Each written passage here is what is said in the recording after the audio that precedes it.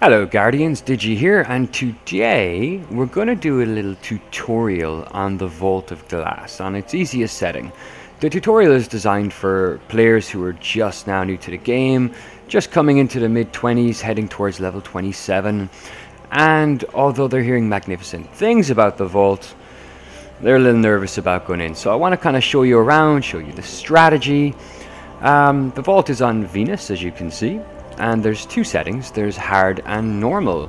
You definitely want to be taking the normal setting if this is your first time out, or if you're uncomfortable with it in any bit. Or if you're with a group of people who are genuinely inexperienced with the Vault at this time, as hard mode can be completely unforgiving. One of the main differences between normal and hard is that hard doesn't have a respawn setting. So if you die, you're dead until your team makes it to the next checkpoint. So you definitely want to be comfortable before you go into hard mode, and you want to have the proper gear, etc, etc. Something we'll look at another time, but for now we'll stay to normal. So when you touch down on the planet, you're going to end up about here. Vault of Glass is typically designed for 6 people. It can be done with a lot less, but again, as it's aimed at you people who ain't too comfortable with it just yet, I highly recommend you go in with 6. So I'll just give you the runaround of how this is going to work and how you're going to get into the Vault of Glass. And once I'm done with the runaround, we'll kick it off with a team that I went in with previously, and I'll show you exactly how we did it. If you are experienced with this section, I advise you skip to video 2, as this video is purely going to be on opening the vault. Right here below me now is the left side, and this ring in combination with 2 other rings are used to open the Vault of Glass. Basically, once activated, once all 3 rings are activated, a spire starts constructing out in the middle of the map. And when the spire is fully constructed, it shoots this big beam of energy over to the door and opens the door so you can proceed to the next section. So typically what you do is you break up into 2 teams of 2. 2 to the left here, 2 to the right, and 2 to the center. If you're on the left here, you'll have spawning just where I shot there, and you'll have enemies spawning here as well. So you're going to have to keep an eye out, because there's these really annoying enemies, the Praetorians, who keep spawning with maximum void shields. And we'll come down here to try and take you out, so teams of 2 works best. If we come up here, I'll show you what the center looks like. Oh, speaking of which, here's one now. Make mincemeat of him with the Fatebringer. This is the center circle. So again, when you're good to go, the center team, consisting of 2 people, will stand here as well. I highly recommend the center position for those in your team least experienced, or those with the lowest level or the worst armor. Nothing really spawns up here in center. Instead, anything that spawns on left or right that gets past the left or right positions comes up, and center has to deal with it. So you don't have to worry about anything spawning behind you or getting in. But communication is key, so you're going to be talking with the other groups on left and right, and they'll give you a shout if something escapes. They'll tell you Praetorian coming to center from right, or Praetorian coming to center from left. And you gear up to take that down. Here's the right platform. Again, 2 standing here. You're going to have enemies spawning over here and directly behind here. So again, you're going to be keeping them away. What happens is, if any of the Praetorians get into the circle is offline, and while any one of the 3 circles is offline, the spire that we're trying to build to open the Vault of Glass starts deconstructing. So the more times you have a Praetorian get into one of these platforms, the more inconvenient it's going to be to open the vault. The more of a setback it's going to be. It's going to take longer to do it. So ideally, when nothing's coming up to center, it's nice if the 2 on center, whether they're inexperienced or not, kind of move to the left and the right from the top and just assist left and right as they can. But of course, join back up together should something actually be heading for the top. Out here where I'm looking at now, this is where you're going to see the spire constructing once we actually get this rolling. Not much else really to that. As I said, the communication is basically key. You really want everyone on with a microphone. If it's your first time through, you're inexperienced, so you know what's going on at any particular time, If someone drops or dies while we're waiting for them to respawn, you know that someone from center can move and help. So, now that we've gotten the general layout, let's see how it would work in real life. So, I'm going to go with the left team for now. As you can see, there's a kind of a barrier up around the circle that indicates that it is active. That barrier will drop if a Praetorian gets into the circle. So again, our primary job is to keep them away. So I've got my team member with me. He's watching the other side right now. This is a generally inexperienced team I've gone in with, which I was delighted to do. It's always fun to make it a bit of a challenge. You can see the inexperience because 3 of them are on center, 2 of us are on what we call the left from the perspective of looking at the door, and only 1 is on the right. So he's going to struggle a little bit, the one on the right, because he's, as I said, the team itself, my impressions was that it wasn't very experienced. So right now, we're trying to get communication going, we're trying to get people talking, and I'm indicating that someone needs to move to right. Another indicator that they weren't that experienced is that when I ask someone to move to right, no one really speaks up to do it. That tells you that they're quite comfortable in the center. They've been doing that quite a while, but they're not really used to right. So we, again, you know, all we can do is encourage them and try them to get them to try it out for the first time. And I highly, highly recommend that to people. I mean, if you're not the most inexperienced on your team, but you are slightly inexperienced with left or right position, give it a shot. There's, you know, no harm will come of it. I think here personally the left one is the trickiest because of this stupid stone in the middle, but overall they're essentially the same. So just, you know, don't have any issues with speaking up and saying, you know, I'll take left or I'll take right. Take charge of it. Don't just sit silent and wait for someone else to do it. This is the only way you're going to get experience. So let's move on.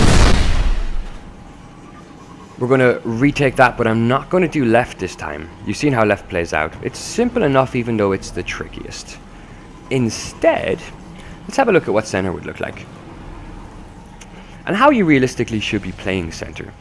I mean, I've seen a lot of guys just hang around and stand in the circle and do nothing. It's not really beneficial. It's better if you keep an eye on left and right and assist wherever you can, because anytime left or right fail, you're going to be facing a Praetorian anyway, so you might as well do your best to make sure nothing gets up. Now in this particular case I'm equipping all my stuff because I've just changed character and shipped in and I wasn't ready, but now I am ready. So let's do it. So you can already see my colleague here in the center is assisting with right.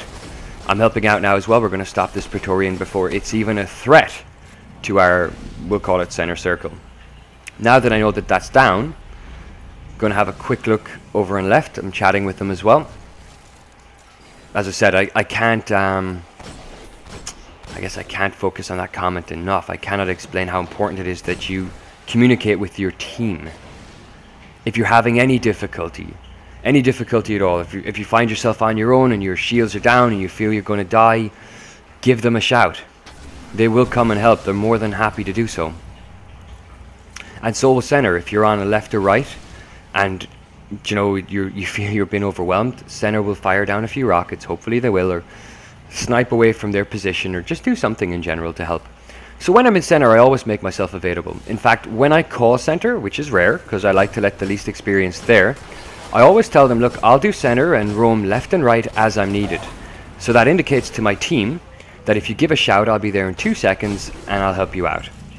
As well, if you die, it's very, very important to shout where you died, so your team can pick up the slack. If you died on right, for example, one of center can move. Instead of going left and right, they can move to the right and assist your teammate on the right until your other teammate has been picked up. And then you can go back to how things generally were. You'll find you might have to make a few attempts at opening the door. We have a guardian down there now, for example, and we're told it's on the left side, so we're moving to assist. But you'll find that it might take 1 or 2 attempts. Circle might drop here and there, but generally you'll get through this with little or no issue. You'll see out in the center, I keep on flicking past it. I'll give you a better look in a few minutes. But that's the spire forming. And the longer you're doing this, the more solid the the spire becomes. And when it's completely solid, that's when it will shoot out the beam, and once the beam is shot out, you can forget about the circles. It's time to head to the door. But before we do that, I want to give you a slight taste of what it would look like defending the right side, so you know what you're in for. And you hopefully agree with me that there's not much in the difference. Yes, we have a Guardian down, I've already spawned in, but it happens. Let's not panic about it, let's not fear it. So here's the right spire, we're going to bring that up now. If you arrive here and the circles aren't already activated, you just stand in them and they will activate. Once they've activated, once that white barrier is up around it, you do not need to remain in the circle. This is a common misconception that I come across a lot, and I'll have team members shout at me screaming, "Get back into the circle." You don't have to be in the circle. The only time you have to be in the circle is to activate the circle, but once everything's activated, you're good to go. Alright, so let's just clear these out here. There's the door up top. Two boys in center are doing okay. We've got two on left. Everything seems good as a team, and this is a completely different team again, but as a team, we're good to go. Everyone seems to be in position. Everyone is talking to me at this point, so I know what's going on. I know if something happens and center drops, I know I can quickly make a run up there. There's a Praetorian making its way to center now. My ideal scenario when I'm on left or right is to avoid anything getting to center, because I always encourage my least experienced team members or someone that's not been through the vault yet, especially if it's your first time, to hold center. So I don't want them to become overwhelmed or panicked in any way, so I try to keep anything from getting up to them, or at least down its shields as much as I can, so it will take very little for them to take down the Praetorian. Now, of course, if you're running with a full team of people who are quite comfortable in doing this, then it doesn't matter what way you orientate yourself. But regardless, communication I find is key. Communication will get you through all aspects of the vault. It is not encouraged that you do the vault of glass without a microphone.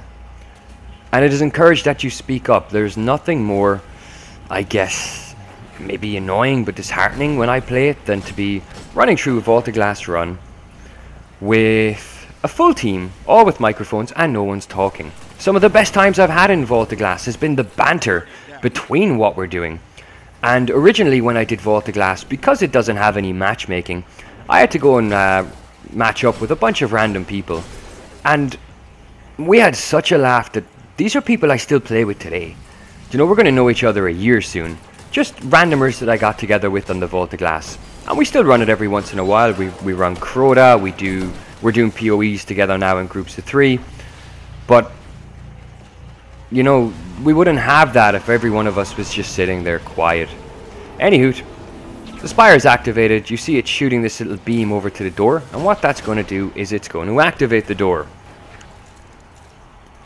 So everyone at this point can ignore the circles, or the sync plates, I believe they're referred to. I keep calling them circles. They're called sync plates. So everyone's going to move to the door. Some people like to go down in sparrows. I like to as well. And we head on through. Now, watch your left here. Left is death. You want to go right. If you're not sure where you're going, just follow the team. I'm sure one person on your team is familiar with where they're going at this point. It's a very linear path anyway. You're either going to make it down or you're going to fall off the edge. Come back up, not go that direction again, and make your way down. And you make your way down to what's known as the first chest. Now, it's Vault of Glass etiquette that you actually wait for everyone to come down before you open the chest. And typically what you're going to find here is Ascendant Shards or Ascendant Energy. Very useful for upgrading Vault of Glass armor and weaponry. But if you have no intention of doing so, which I would advise against if you haven't got your Fatebringer yet or whatever, you can convert them into Bolts of Light or Glimmer with the Speaker, who is in the tower. So once you've done that, you make your way across these platforms, trying not to die, but if you do, no harm, you can respawn. And we're going to continue to make our way down to the next area, the next checkpoint. So we've had a Guardian drop there, but again, it's not an issue. He'll respawn. And here we are.